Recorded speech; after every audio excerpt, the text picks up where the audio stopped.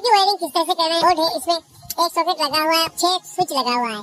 तो इसमें हमारा एक स्विच होगा इस सॉकेट के लिए, बाकी एक पास हो जाएगा हमारा फैन लाइट के लिए। जो पॉइंट तीनों पॉइंट है, ये तीनों पॉइंट को आपस में इस तरह से होती है। सबसे पहले स्विचों के पॉइंट को हमें एक करना है।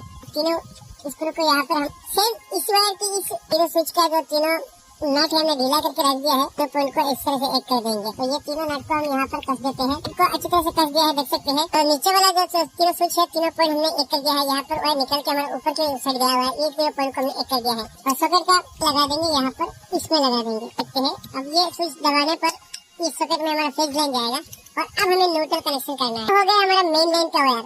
तो मेन लाइन का वायर कहाँ पर लगाए, रेड वायर को हमें स्विच की ये जो 6 पॉइंट आपस में एक किया हुआ है, इनमें से किसी भी एक पॉइंट में हमें इस तरह से मेन लाइन को लगा देना है। जैसे फेज वायर को देख सकते हैं, लगा दिया है। न्यूट्रल वायर हमारे जाके सॉकेट की इस पॉइंट में लगेगा, तो हमने सॉकेट की इस पॉइंट में लगा दिया है। इस वायर में हम मेन सप्लाई देंगे। हो गया दूसरा वायर। ये वायर हम किसी भी एक बल्ब या फैन के लिए ले लेंगे। मान लीजिए ये हमारा हो गया लाइट का कनेक्शन। हमें किसी भी स्विच की एक पॉइंट, स्विच के ऊपर वाले पॉइंट में, तो माइनस जो पॉइंट है यानी न्यूट्रल, इस पॉइंट को हम सॉकेट के इसमें लगा दें। दूसरे बल्ब या लाइट का कनेक्शन करने के लिए सेम न्यूट्रल वायर को यहाँ पर ज्वाइन करेंगे और स्विच के ऊपर वाले पॉइंट में दूसरा वायर ज्वाइन करेंगे। सेम उसी तरह फिर और एक लाइट के लिए वायर लेना है, न्यूट्रल वायर को यहाँ ज्वाइन करेंगे और इसकी ये जो स्विच है इसके ऊपर ज्वाइन करेंगे।